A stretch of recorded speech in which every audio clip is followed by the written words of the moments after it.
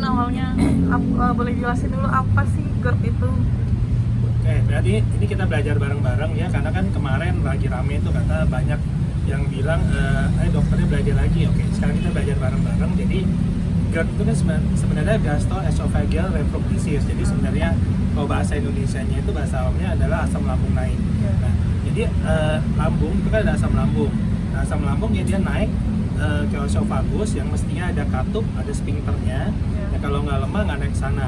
Nah, karena mungkin sphincternya atau katupnya lemah, makanya asam lambungnya naik ke esophagus. Nah, itu gejalanya bisa seperti dadanya sesak, dadanya berat, terus seperti heartburn atau panas, terus ada mual, muntah, terus perut yang gak enak, kembung, dan sebagainya. Jadi sebenarnya GERD itu dipengaruhi oleh dari pola hidup, pola makan, lingkungan sekitar, terus habis itu manajemen stres. Jangan lupa stresnya diatur. Nah, itu semua mempengaruhi GERD. Jadi kalau misalnya kita stres, itu biasanya akan tubuh kita lebih sensitif terhadap asam. Jadi otomatis pengaruh GERD-nya akan lebih besar. Oke.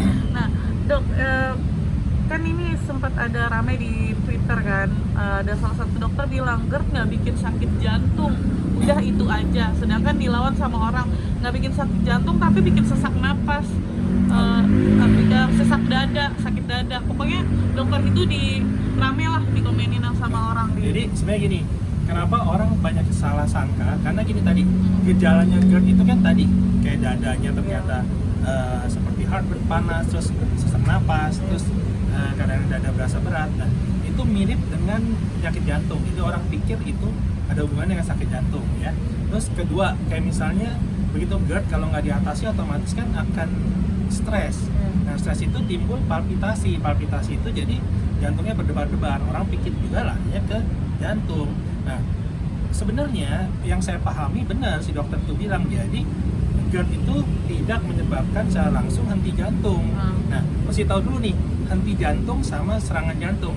Henti jantung itu berarti jantungnya itu berhenti memompa. Jadi jantung berhenti memompa, jadi otomatis penanganannya mesti cepat. Hitungannya detik sama menit gitu ya. Nah, kalau serangan jantung biasa ada penyumbatan. Nah, itu sama-sama bahaya, cuman waktunya lebih cepat yang henti jantung yang mesti tanganin. Dua-duanya bahaya. Nah, jadi GERD itu kalau misal dibilang bikin sesak napas, jadi gini, bedain GERD itu nggak bikin atau nggak pengaruh ke henti jantung gitu. Jadi gini, kalau misalnya tadi lambung naik ke esophagus, kerongkongan kan. Nah, kalau nggak terkontrol, nggak diatasi, dia akan bisa masuk ke paru-paru. Masuk ke paru-paru, komplikasi dari GERD. Jadi aspirasi pneumonia, bisa bronkospasme juga, terus jadi gangguan pernafasan. Nah, kalau misalnya nggak diatasi juga ada aspirasi pneumonia, itu bisa perforasi, bisa pneumonia berat, jadi timbulnya gangguan pada pernafasan. Bedain sama yang tadi jantung. Jadi benar, GERD itu bisa menyebabkan henti jantung nggak? Enggak, gitu loh. Kalau misalnya dibilang direct secara langsung menyebabkan henti jantung, enggak. GERD itu menyebabkan henti jantung, enggak. Walaupun lambung jantung tidak berjauhan letaknya, tapi GERD itu tidak ada hubungannya dengan henti jantung. GERD itu masuk kategori penyakit mematikan juga nggak? Jadi gini, kalau dibaca dari semua jurnal ya, memang ada yang beberapa jurnal menuliskan begini. Kalau misalnya GERD itu kemungkinan 27% orang ada gangguan pada jantungnya lebih berdebar-debar gitu. Atau misalnya orang yang punya GERD ternyata 34% lebih banyak yang terkena miokard infark gitu. Nah, itu meta-analisanya itu berdasarkan hubungan statistik, jadi bukan sebab akibat. Jadi jangan disamain ya, jadi beda. Nah, kalau ditanya mematikan apa enggak, secara penelitian itu seluruh dunia ya, itu orang yang meninggal karena GERD secara langsung itu kecil sekali, dan kemungkinannya pun jarang sekali, dan itu bukan mekanisme yang umum gitu ya. Nah, kalau misalnya emang GERD itu bahaya apa enggak, kalau nggak terkontrol, nggak diatasi, emang komplikasinya tadi bisa mengancam nyawa nggak? Bisa. Dari apa? Dari tadi aspirasi pneumonia, akhirnya perforasi, pneumonia berat, gangguan pada pernafasan. Otomatis kalau nggak diatasin akan bisa fatal akibatnya. Nah, kalau ditanya bisa nggak langsung kalau dari GERD itu langsung orangnya meninggal? Sampai sekarang penelitian itu kemungkinan kecil sekali dan itu jarang sekali. Kalau enggak, gini, ada namanya share risk factor. Jadi maksudnya apa? Jadi kalau misalnya ternyata ada penyakit bawaan atau emang penyakit dia riwayat penyakitnya apa? Hipertensi, diabetes, obesitas, terus riwayat penyakit jantung sendiri, nah, terus alkohol, terus habis itu merokok. Nah, kalau misalnya dalam keadaan punya riwayat penyakit seperti itu, kemudian terkena GERD, otomatis kondisi umum tubuhnya akan menurun semuanya. Nah, itu yang bisa menyebabkan fatal. Jadi bukan karena GERD, karena penyakit yang faktor resikonya itu penyakit yang sudah riwayat penyakitnya mereka ini. Dok, tapi bedanya GERD dengan asam lambung biasa sendiri apa sih, Dok? Jadi gini, tadi GERD itu kan dia asam lambung naik. Ya, jadi kalau misalnya sakit lambung itu kan ada gastritis akut, ada gastritis kronis, penyebabnya masih kita cari. Nah, kalau misalnya bingung gimana cara menentukannya, kita bisa datang ke dokter, konsultasi ke dokter yang berkompeten di bidangnya. Kemudian biasanya setelah diperiksa akan ada pemeriksaan penunjang untuk meyakinkan. Misalnya apa? Endoskopi, gastroskopi, atau pemeriksaan radiologi misalnya, atau pemeriksaan darah. Jadi ketahuan nih. Nah, kalau penyakit gastritis itu kan bukan GERD, GERD itu kan asam lambungnya naik. Beda gitu loh. Dok, kalau tadi kan dokter sudah bahas endoskopi. Kalau untuk penyebab si penyakit GERD sendiri yang sudah melakukan endoskopi, apakah harus rutin atau seperti apa? Nah, jadi dilakukan untuk menentukan penyebabnya apa. Misalnya ada ulkus nih, ada perdarahannya berapa besar nih di lambungnya. Nah, setelah itu begitu udah ketahuan akan diterapi sama si dokternya. Diambil keputusan, oke, apa saja yang mesti kita lakukan. Setelah udah dilakukan, udah mengikuti aturan, semua dijaga pola hidup, pola makannya segala sama. Kalau perlu obat-obatan diberikan obat-obatan. Begitu sudah membaik, kan tetap diatur. Nah, mungkin boleh observasi atau kontrol misalnya setahun sekali. Jadi enggak yang terus-terusan dalam sebulan 2 kali, 3 kali, 4 kali, enggak. Biasanya memang sudah dokternya akan sudah ngerti, dia udah atur apa saja yang mesti dilakukan, terapi bagaimana, terus pola hidup, pola makannya gimana. Dok, maaf nih, kalau dengan kasus yang kemarin almarhum sendiri ini kan yang beredar kan sakit GERD, terus batu ginjal. Nah, tapi dari pihak kepolisian menyatakan bahwa akan ada pemeriksaan kepada kekasihnya gitu. Itu gimana ya, Dok? Lebih mengarahnya sebenarnya ke yang ada di sekitarnya ditemukan oleh pihak kepolisian, kamar, apartemen, atau memang berdasarkan karena sakit maaf? Berarti gini, kalau kan yang tadi riwayat penyakitnya tadi infeksi saluran kemih, batu ISK. ginjal sama GERD gitu ya. Nah, ISK itu biasanya diobatin kan udah diterapi biasanya sembuh ya. Terus kalau batu ginjal dilihat dulu nih. Batu ginjal biasanya ada pemeriksaan penunjang nih, periksa urin, terus habis itu kalau perlu ada USG ya. Terus kalau perlu lagi mau tahu batu ginjal, mereka melakukan misalnya BOIVP misalnya, jadi ketahuan nih. Nah, itu pun mesti terapi sama dokternya. Nah, kalau misalnya sampai bahaya banget kan bisa dipakai septik, tapi itu biasanya di rumah sakit ya kan, dah kalau di rumah sakit. Nah, kalau GERD itu kan bisa kapan aja timbul. Jadi kalau misalnya emang punya riwayat penyakit GERD, kalau dia emang nggak jaga pola hidupnya, pola makannya nggak dijaga, terus habis itu lifestyle-nya juga kurang sehat, terus habis itu sama manajemen stresnya kurang baik, itu otomatis akan memperberat, atau GERD-nya begitu timbul akan memperberat gitu. Jadi kalau riwayat penyakit itu sih tidak mengarah ke penyebabnya, karena kan penyebabnya di yang saya tahu penyebabnya kan karena henti jantung ya, henti jantung atau henti pernapasan atau henti jantung. Tapi kalau dari itu biasanya tadi kalau GERD-nya sendiri nggak langsung menyebabkan henti jantung, jadi emang GERD itu tidak menyebabkan henti jantung gitu.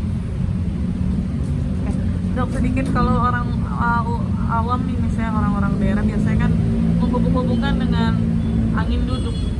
Boleh dijelaskan apa hubungannya GERD dengan angin duduk, dan apa itu angin duduk? Di kedokteran ada kan? Sebenarnya kalau di medis angin duduk itu nggak ada, kita waktu itu belajar masalah angin duduk ya.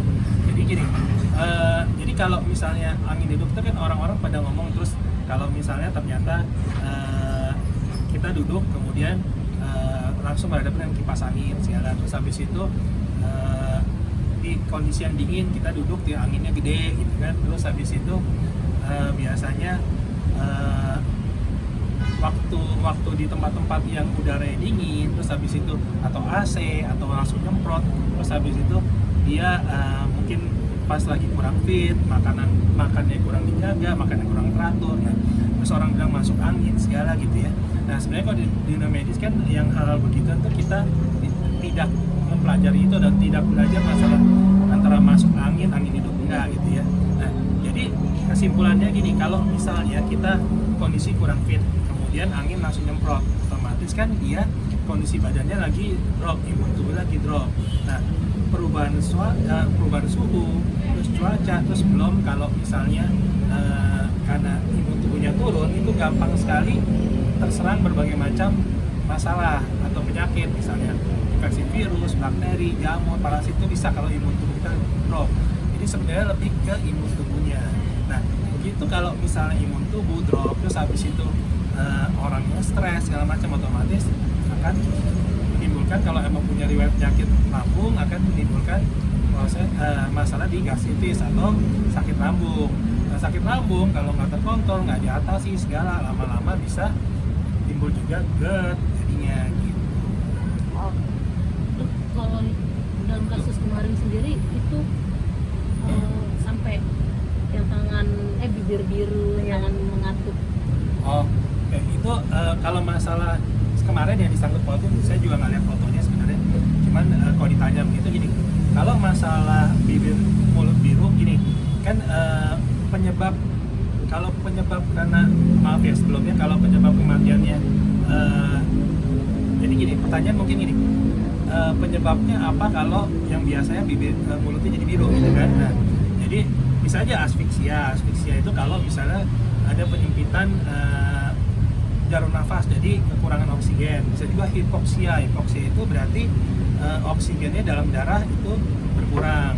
Bisa juga kalau misalnya emang keracunan obat-obatan tertentu, terus dan ada beberapa faktor-faktor lain yang mempengaruhi gitu. Tapi kalau misalnya langsung disambungkan dengan penyakit-penyakit tertentu, itu mesti sebenarnya lebih jelasnya mesti dilakukan otopsi biar tahu jelas sebenarnya penyebabnya apa.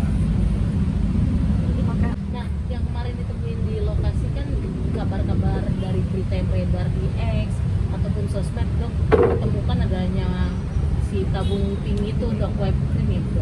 Itu gimana tuh, dok, kalau gini. Nah ini beda ya. Saya berarti nggak ngebahas masalah berhubungan dengan kasus kematiannya ya. Berarti ini ngebahas tentang si whipping itu ya. Oke. Jadi whipping itu kan sebenarnya kan nitrous oxide itu kan N2O ya rumusnya. Nah itu di medis kita pakai juga. Nah itu biasanya untuk anestesi atau analgetik yang ringan. Nah tapi itu yang menggunakan biasa emang dokter yang emang di bidangnya, yang kompeten di bidangnya. Nah itu biasanya digunakannya nggak tunggal. Yang saya pahami itu dia digunakannya berbarengan dengan oksigen. Perbandingannya tergantung dari si dokternya itu gitu ya. Nah jadi dan itu kalau nggak salah juga dipakai untuk chef ya. Chef itu untuk hidangan tertentu dia bisa menggunakan itu, karena emang kalau dirasakan itu dia ada aroma agak manis, mungkin ya, aroma agak manis, jadi itu gas inert gitu. Nah jadi yang masalah kalau ini kan gunanya satu dipakai buat medis sama buat emang chef pakai buat dapur lah kebetulan. Nah kalau yang digunakan disalahgunakan untuk rekreasi, jadi rekreasi dalam tanda kutip ya, hiburan. jadi buat foya-foya, buat kesenangan tertentu. Nah itu dia kan yang ditimbulkan adalah efeknya euforia, jadi kayak halu, kayak happy, kayak relax segala ya. Nah makanya sering disebut gas tawa, kalau di umum itu disebut gas ketawa gitu ya. Nah tapi itu bahaya. Kenapa? Kalau digunakan secara ilegal itu otomatis satu, bayangkan kalau bukan dokter yang menggunakan, berarti dia tidak digunakan barang oksigen, ya kan? Berarti jelas-jelas itu kalau kamu pakai begitu 100% tanpa ada oksigennya, ya kan? Nah itu yang timbul ada penurunan tekanan darah satu, terus kedua gangguan pada pernafasan, terus habis itu serangan jantung bisa. Kenapa? Karena terjadi hipoksia. karena tadi nggak dibarengin oksigen, otomatis oksigen dalam darahnya berkurang, jadi tubuh kekurangan oksigen yang mengancam nyawa karena si hipoksianya ini. Jadi kejang itu ya dok, bisa menyebabkan kejang. Reaksinya apa? Nah, reaksinya kalau orang kurang oksigen kayak kita tahu, jadi kayak kurang oksigen tiba-tiba tadi tekanan darahnya menurun, terus habis itu sesak napas, terus habis itu. Nah, kalau masalah kejangnya tergantung. Nah, ini kalau dilihat dari pas diketemukannya dia ada kaku segala, nah itu dilihat ditemukannya kapan, waktunya berapa lama, dari waktu kematian berapa lama, karena ada yang namanya lebam mayat, ada yang namanya kaku mayat gitu. Jadi mesti dilihat dulu, pemeriksaan itu biasanya kan polisi yang tahu tuh kapan-kapannya gitu. Jadi kalau misalnya si whipping ini kan emang kalau dipakai secara ilegal emang nggak boleh gitu. Nah, jadi emang mestinya kita lebih bijaksana ya kalau menggunakan berbagai macam obat-obatan, bahan-bahan tertentu itu. Kalau yang emang ilegal lebih baik hindari aja jauh-jauh lah. Nah, kalau emang tidak diperuntukkan untuk itu ya jangan dipakai gitu loh, karena efek sampingnya kan banyak gitu. Tapi vaping ini dijual di IG itu belak-belakan banget loh dok. Apakah semudah itu didapatkan sampai di akun e-commerce saja ada yang jual sampai 1,2 sekian gitu. Nah, ini itu kan sebenarnya kan pemakaiannya untuk medis itu ya. Nah, dan emang mestinya tidak boleh diperjualbelikan secara bebas tanpa ada yang bertanggung jawab. Nah, sekarang masalahnya kan e-commerce itu kan agak susah ya, maksudnya pengawasannya susah gitu loh. Dan kadang-kadang barang-barang yang masuk pun kita nggak tahu dari mana, dari resmi dari mana gitu. Apakah benar itu barang dari Indonesia yang udah ada BPOM-nya segala, dan kalau ada BPOM-nya jelas ditulis penggunaannya buat apa nggak bisa sembarangan kan. Nah, kalau misalnya mereka masukin sini dari impor sendiri, bawa sendiri segala, mereka jual bebas segala, nah itu yang paling penting, itu kan bahaya. Kalau pemakaiannya ilegal bahaya. Jadi yang paling penting tadi itu kita mesti bijaksana. Jadi tadi saya bilang yang paling penting gini, di antara kesemuanya itu yang paling penting menurut saya kan satu, kesehatan paling utama. Jadi otomatis kita mesti jaga sehat, otomatis pola hidup sehat, pola makan dia jaga, lifestyle kita sehat, hindarilah rokok, alkohol, narkoba, semua hindari. Terus manajemen stres yang bagus itu. Nah, sekarang kalau misalnya kita ternyata ada barang-barang yang ternyata ilegal, terus ternyata efeknya kemana-mana, terus habis itu kita FOMO ikut-ikutan, ya jangan, kita mesti bijaksana. Kenapa? Karena kan ini banyak kan ikut-ikutan FOMO, terus habis itu teman-teman make, relax, kemudian berasanya gua happy segala, ikut-ikutan, gaya-gayaan, sok-sokan buat apa gitu. Karena efek sampingnya ternyata banyak. Nah, kalau misalnya ternyata pas lagi dia hipoksia, terus paru-parunya nggak cepat mengganti oksigennya, ya udah fatal, kan akibatnya mengancam nyawa, nggak ada gunanya juga. Itu ya kesimpulan Iya. kesimpulan GERD ya. Nah, jadi kalau ditanya kesimpulannya yang rame, jadi GERD itu ada hubungannya dengan bisa menyebabkan henti jantung nggak? Enggak. Jadi GERD itu secara langsung tidak menyebabkan henti jantung gitu ya. Nah, kalau ditanya tadi mekanismenya mungkin GERD itu berpengaruh ke mekanisme pernapasan, tapi ke paru-paru. Jadi aspirasi, pneumonia, bronkospasme, perforasi, terus habis itu pneumonia berat, gangguan pernapasan gitu ya. Nah, terus habis itu kalau misalnya ada hubungan, kenapa kok orang suka salah kaprah disangkut pautkan dengan penyakit jantung, karena gejalanya mirip sakit jantung, gejalanya mirip serangan jantung, tapi bukan berarti ada hubungannya dengan henti jantung gitu ya. Nah, terus kenapa kok jantung berdebar-debar? Ya iya, kalau kita stres, GERD, otomatis gangguan irama jantung, palpitasi, jantung kita kalau stres kan lebih berdebar-debar, lebih cepat biasanya. Nah, terus habis itu ada gak hubungannya kalau misalnya kok bisa menyebabkan masalah kematian segala? Gini, GERD itu langsung menyebabkan kematian itu jarang sekali, dan itu kemungkinannya kecil, dan itu mekanisme yang nggak umum lah gitu loh. Nah, biasanya itu ada riwayat penyakit lain atau penyerta, misalnya emang ada hipertensi, misalnya ada diabetes, terus ada riwayat jantung sendiri, terus habis itu ada penyakit-penyakit lain yang memberatkan. Nah, karena begitu GERD otomatis kondisi tubuhnya akan menurun, itu akan memperberat gitu ya. Jadi kesimpulannya GERD itu tidak secara langsung menyebabkan henti jantung. Oke. Untuk izin minta foto.